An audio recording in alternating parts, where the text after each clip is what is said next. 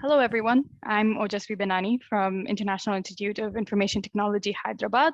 I've been working on author identification using traditional machine learning models.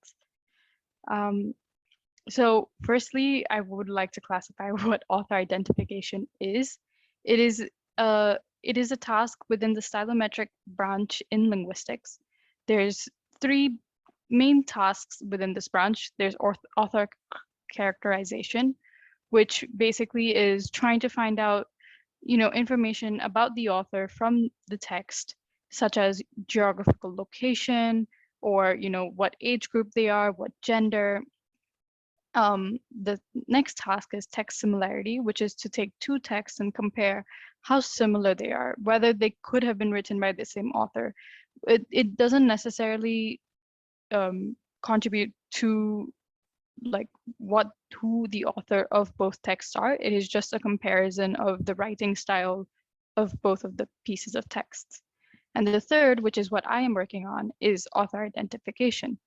Author identification is when you have a group of suspect writers and you have a piece of unknown text.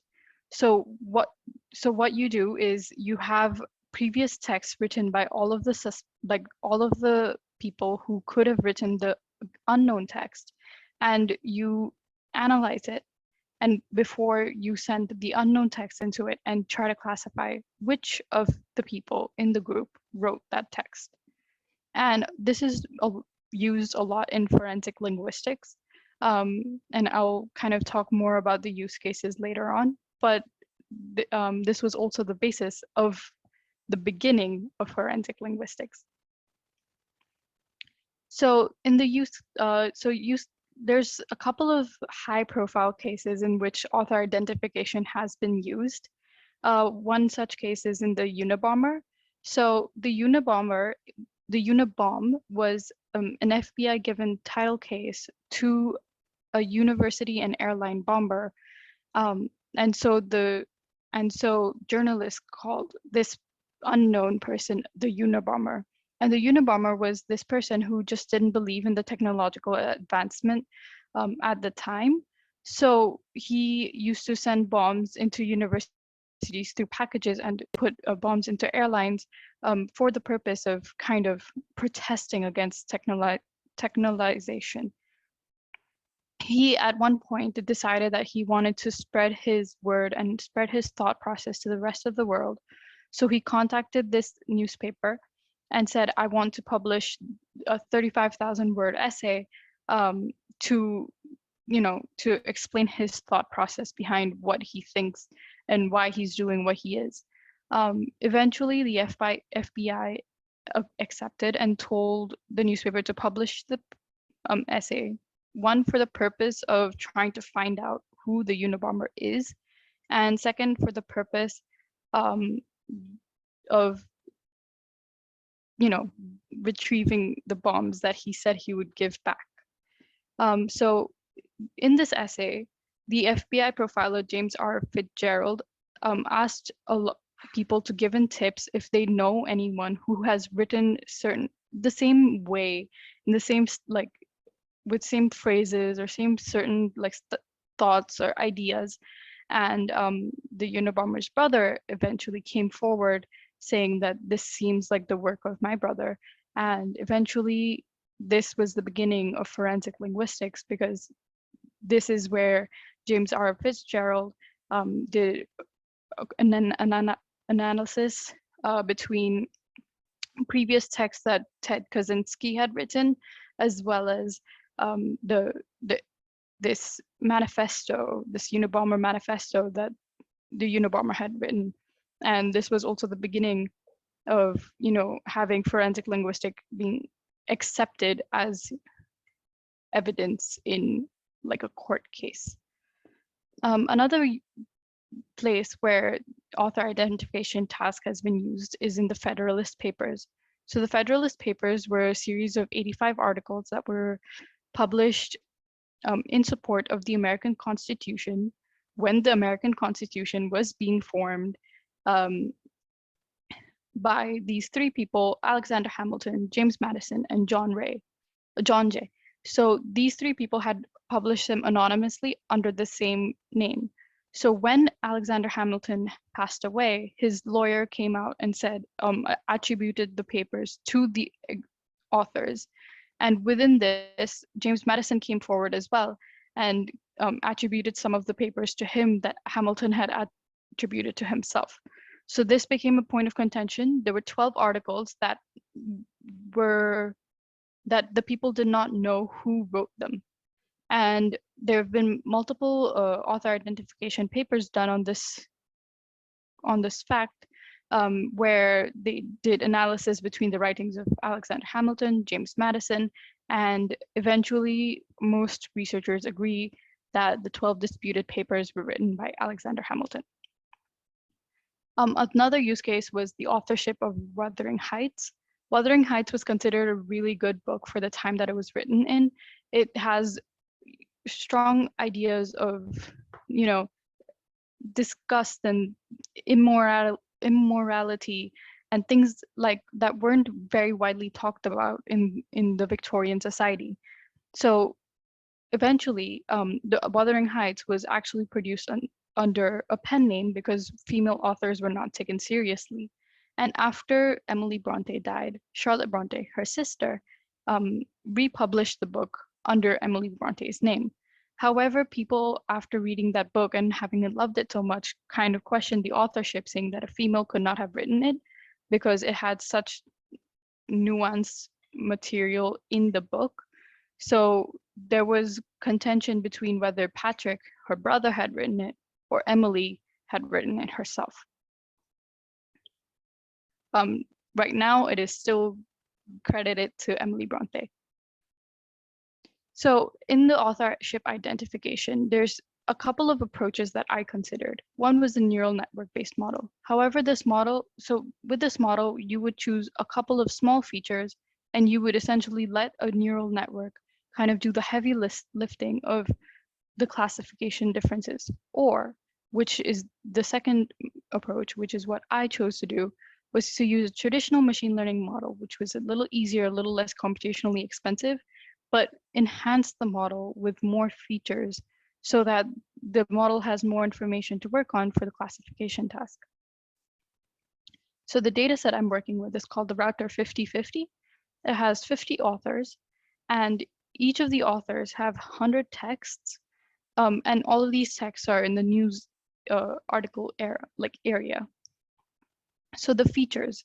First type of feature is a word-based feature. Word-based features are dependent on the vocabulary or on the relationships between the words in the text. These features are very useful. So one of these kind of features is called an n-gram. An n-gram is essentially if each word is given a position in a vector, and you can see this from the image over here. If each word is given a position in the vector, and then the entire article is collected into one vector point and then compare. So these vectors can be used to help classify which article could belong to which author. The problem in this scenario is that since we're working with specific vocabulary, for example, if one article was written with specific jargon, which is related to the news topic, then that could be attributed to that author, despite the fact that another author might be writing about the same topic. So another option is an n-gram. An n-gram is when you decide the n value, so it could be 1, 2, 3, or 4. The higher the value, the less helpful it is in classifying because it becomes highly specific. But if you can see, if with an n-gram value of 2, you take each sentence and you break it up into phrases with 2 words each. So over in the example on the right, it would be the quick brown fox. Also in this scenario, at least you get more used phrases, which the author could be using more often, but it is also still difficult to use it in this specific classification task because specific jargon would be attributed to specific authors, despite that not being the case. So the third option, which is the option I use, which is using word embeddings. Word embeddings is something that is pre-done where a vector value is assigned to every single word, and there would be a similar relationship between words that have similar like areas. So for example, over here with dog and cat, both of them are placed similarly within the vector space, and the plural of both are in the same area and have a similar relationship. Similarly with Paris, London, and the capital cities, which are the capital cities of France and England. So you can see that they are placed in the vector space in such a way that similar words would be in similar positions. This is a word2vec. What I used was a doc2vec, which is a work done upon word2vec, which essentially takes an entire document, in this case, the entire article, and represent it as an article. A second type of feature that I used was stylometric-based features.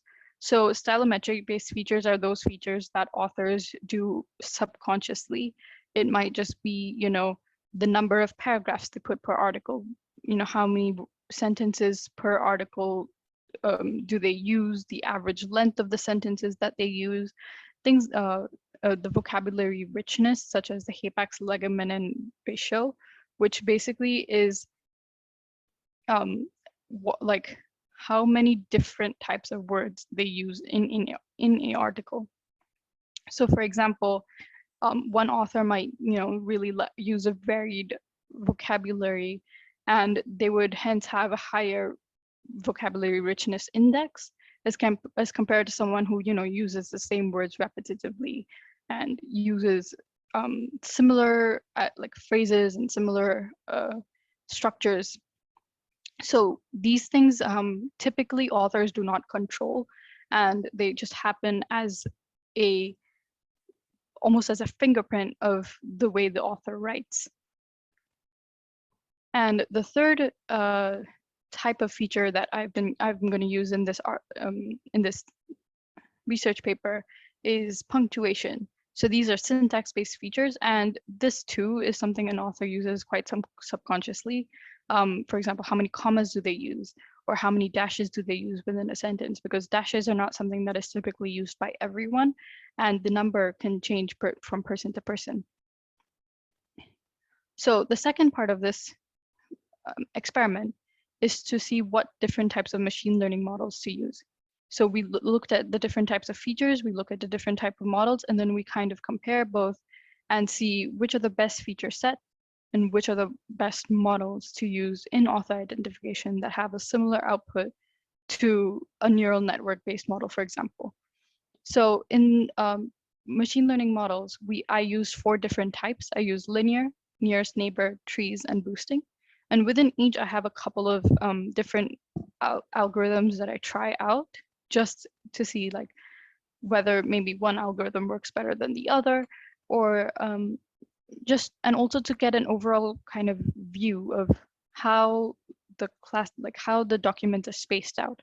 So for example, in a linear model, you would expect there to be, a clear hyperplane in between all of the vector points to see which classification it is. So over here, we can see the SVM, and in the SVM, it chooses an optimal linear model that separates the classes. And in this case, we did a 1 versus all classification for each of the classes, as well as we use a linear kernel. So for nearest neighbor classification, the size, so the way it works is that we have all of the points placed in the vector space. So for example, if this is class B, it's all placed in the vector space, as well as class A. And when you have an unknown vector point, it takes a circle or like a plane of points that are nearest and closest to it. It counts up how many of each class is within that plane and takes the maximum of all of those. So over here, you can see with k is equal to 3, within these 3 nearest points, there's 2 class B and there's 1 class A. So it would be classified as a class B point. However, in the case where k is equal to 6, there's 4 of class A and 2 of class B, so it would be classified as class A. However, if the unknown point was placed over here, whether the value was k is equal to 3 or k is equal to 6, it would be classified as class B. So that's how the nearest neighbor classifier works. And it would be useful if all of the data points were placed in a similar grouping so that when there's an unknown text which is being tested, it would be classified with the correct author. So we have tree classifiers, and on the left we can see the single decision tree. So we take a feature, we have a split, the most optimal split into class 1 or class 2 or multiple classes. And then similarly, you go further down into the decision tree until you're able to classify all of the testing points. And the random forest is essentially a series of decision trees, and then you take the maximum of all of those, and you choose, and based on that, that's how the unknown points get classified into which author wrote it. And then for boosting,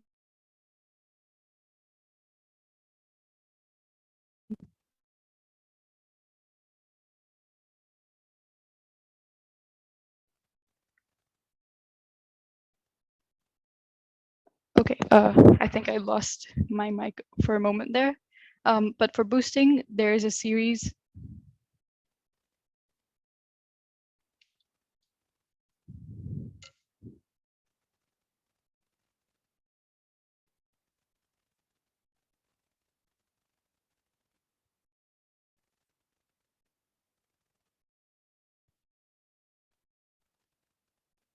Okay, I'm not sure if you can hear me. We can hear you now. Okay, thank you. Well, for boosting, there's a series of decision trees, and each decision, so when one decision tree has an unfavorable classification for a point, that point is given a higher weightage. And then the second decision tree is being made with given higher importance to the misclassified points in the first tree. And it goes on forward until all of the points have been correctly classified based on all of the decision trees that have been made. So for the results, what I realized is that a lot of stylometric features were quite important. As you can see, all of the features that I came across were helpful in determining the author of a given piece of text. So the most important feature within all of the features was average sentence length. Turns out that the authors have different ways of writing sentences. Like some people might have very long run-on sentences in news articles, and others might have simpler, shorter sentences. So that was a very good feature in terms of determining who the author was. We have within the punctuation features, we have the number of commas being very important.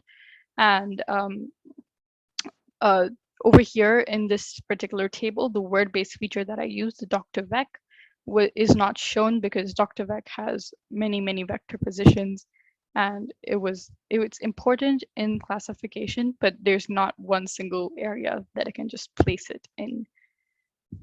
And for the models, here's what we realized. I realized that linear models worked worse than a weak classifier.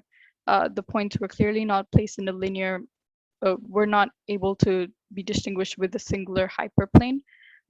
Naive Bayes has a predictably low accuracy, but also SVM does not perform very well. Similarly, nearest neighbor also doesn't perform very well. It just performs just a little bit better than a weak classifier. So both of these are not good options for author identification. We can see that in trees, we have a 70% accurate testing accuracy rate with random forest. But the best classifier amongst all of the ones that I tested was the boosting, which has a 76% accuracy rate and 83%. So XGBoost performs the best over here in this scenario. And so the conclusions that we made, that all of these features that I chose, these all were very helpful in contributing towards a classification of the author. And within the model space, XGBoost performed quite well and performs within near to neural network accuracy.